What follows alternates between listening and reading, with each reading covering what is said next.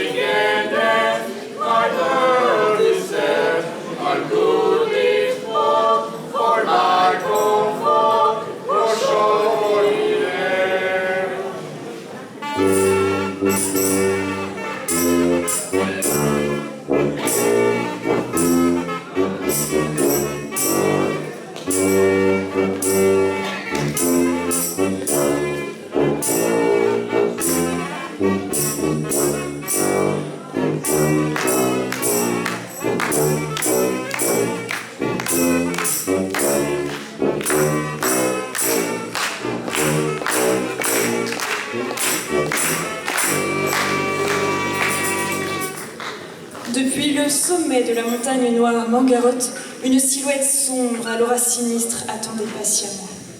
Sous ses pieds, la végétation flétrissait et une odeur de pourriture suintait de ses loques noires. Ses doigts squelettiques enserraient une faux à la lame émaciée. Elle dominait une terre de désolation et observait toute cette frénésie d'un œil envieux. Le temps passant, la maladie finit par emporter le roi. La mort en profita pour dérober le soleil et le peuple, déjà affaibli par la perte du roi, fut incapable de l'en empêcher. Sans soleil, le royaume sombra dans le désespoir et la famine.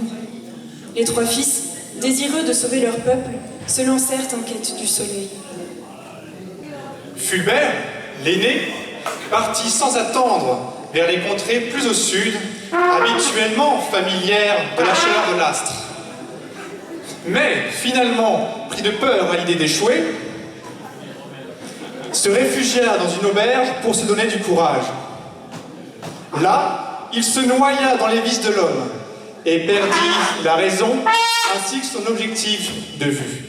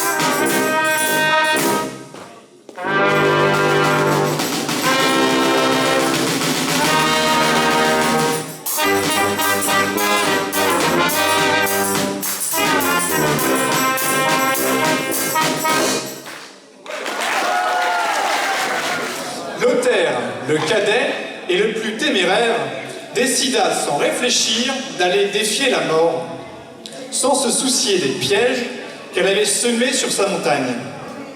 Son absence de peur fut telle qu'il tomba dans l'un d'entre eux et succomba.